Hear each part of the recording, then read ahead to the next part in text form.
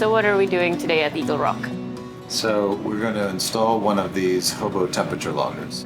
We're just off the west coast of the island of Waigeo. Our mission today is to deploy a temperature logger, which is like a remote thermometer. So in order to program it, we go up to Device, go to Launch, Okay. and it's going to log every 15 minutes.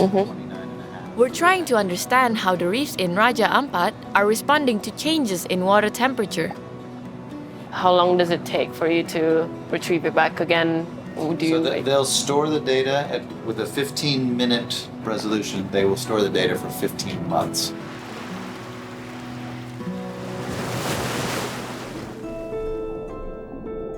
Did you know that there are many different kinds of coral living in many different habitats? Even in northern countries like Canada and Norway. In the tropics alone, there are hundreds of different species. But they share one thing in common. They're all in danger. What we're seeing now is there's a multitude of threats that are affecting coral reefs. Outbreaks of the crown-of-thorns starfish, which is a coral-eating starfish. Fishing in some areas is a big threat to the reefs when they start taking out particular species that perform really important jobs for the health of the reef. We've got water quality, so anytime there's human development on land, we tend to land clear. It puts more sediments and more pollutants into the water.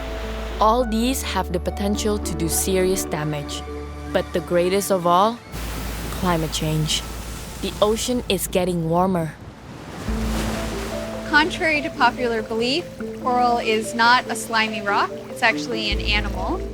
That's right, coral is an invertebrate, an animal with no spine. And it's an animal that actually exists in symbiosis with a particular algae. So that's a relationship where both partners are mutually benefiting from the sharing of resources. By being inside of the coral, that essentially provides a home for the algae. From the coral perspective, the algae essentially go through photosynthesis, so they capture that energy from the sun, and they produce a range of different sugars, and then they share those sugars with the coral. The algae also produces color pigments visible through the clear body of the coral polyp. And that's how coral get their different colors.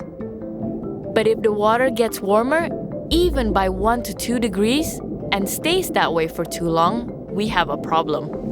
It causes something that we call coral bleaching. The algae that lives inside the coral and the animal can't communicate anymore. If coral lose the algae, they lose their color, which is why we call it bleaching. So it'd be like if our skin became transparent and you could see through to our skeleton. Essentially what's happening is the animal is starving. And if the water temperatures don't come back down to within limits that the animal can tolerate, they essentially starve to death. So you can see why we're so interested in water temperature.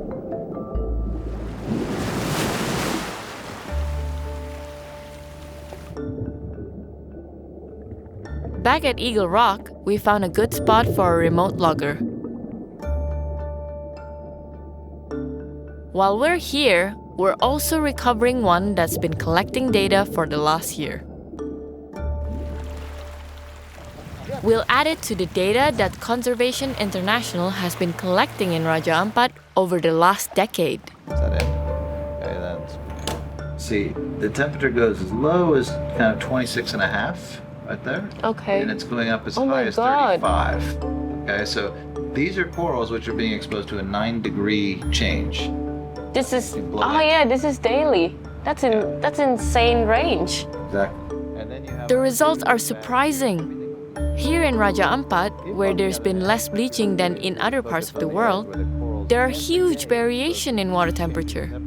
A 1 degree rise not going to. So why do reefs in one place die while others thrive? It may have something to do with the amount of time that the water stays at a given temperature.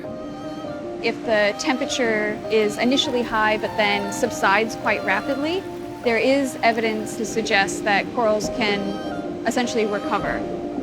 Or it may be due to the diversity of life and how it's adapted here. And then also it depends on what algae the corals have.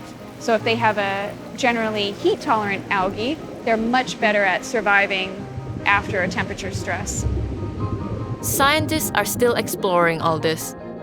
But while we may not have found all the answers, we have found one thing: hope. I still remain very optimistic about the future of coral reefs. I know that there are parts of the planet where it's hard to be optimistic, but I guess in my travels around this region, what I see is that there's many corals which are living in very extreme and peripheral environments. So I think that corals have a lot more resilience in them than we give them credit for. Knowing that the coral reefs here are actually thriving is just mind-blowing. I think it's a hopeful message that there is a seed bank somewhere in Indonesia. I'm super hopeful now.